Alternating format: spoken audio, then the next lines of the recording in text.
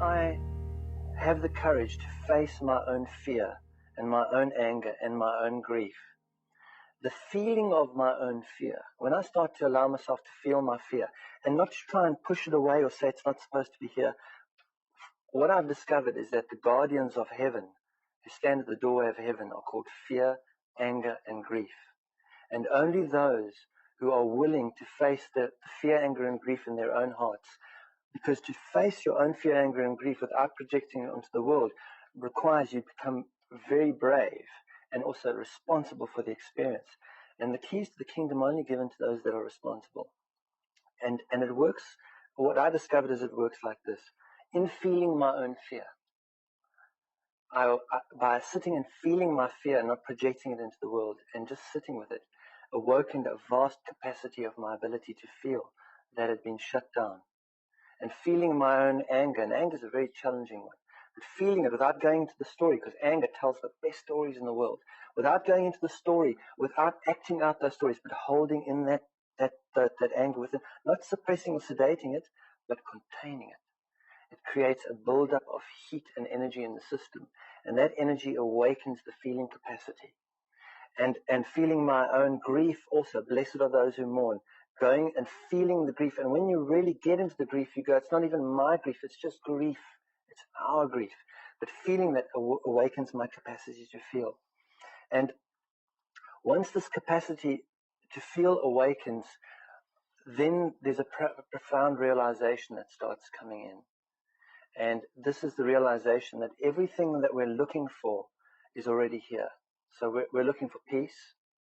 Peace is already here. We're looking for love. Love is already here. We're trying to make peace in this world, right? Which is, a person only tries to make peace if they're suffering from a perceptual error. Peace was created. You can't make something that's already created.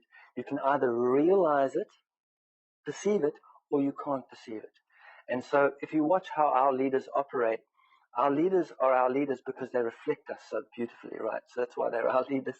And so if you watch how our leaders operate when they attempt to establish peace, it shows this person crawling around in the street lamp outside trying to find something that was lost. Our leaders behave like this. If they want to, there's two ways that we go about making peace. You shut up and you sit still so that I can be at peace. And if you don't shut up and sit still, I'll send someone in to shut you up and sit you still so that I can be at peace, right? And that comes out of a perception that peace is a physical arrangement. Peace has never come out on this planet from making a physical arrangement. Another way that we make peace is you bring your manifesto for peace, and I'll bring my manifesto for peace. And we'll sit until a point that we can agree on one manifesto, and then we'll sign it in front of the media, and there shall be peace. But actually, peace has never come about through agreement, because peace is not a mental concept. Peace is a vibration. And a vibration has to be felt. We're only at peace if we feel at peace.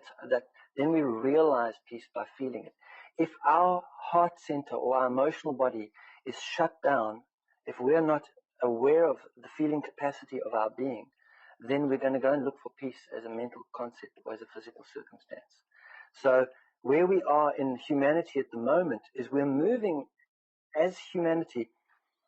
As we enter this world, we move along this pathway of awareness from childhood to adulthood, from emotional, vibrational in the womb, we can call it, through emotional of childhood, the mental years of teenagers. That's why I said, teenagers are mental. Yeah, they are mental. They've been institutionalized, right? And then into the physical experience of the adult. It's from emotional, vibrational, emotional, mental, physical. The journey humanity is on to full awareness and the journey of evolution. And the journey of evolution reverses that pathway. It goes from physical to mental to emotional. We don't have to make the vibrational happen. We don't have to make peace happen. We don't have to make a spiritual experience. The only thing that is true is that this is a spiritual experience. What we have to do is become vulnerable to realizing it. And we can see how human evolution begins in a very physical place, which we can think of living in the cave and fighting for food and survival and water. It's very physical. And that goes on for a very long period of time. And then we enter a mental, which we've just been. We went completely mental, right? Which peaked in the year 1999, which was the end of our mental development. We do not have to do any more mental development. And now what we've done is we've entered the heart part of our journey, which is very challenging when we're mental. We've entered the emotional body awareness part of our journey.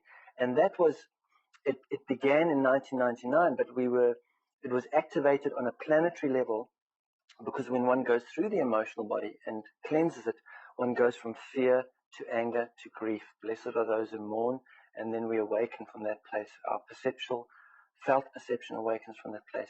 And we can see we went, as a planet, we went from fear, anger, and grief. We went 9/11, fear. We even call it the war of terror, fear.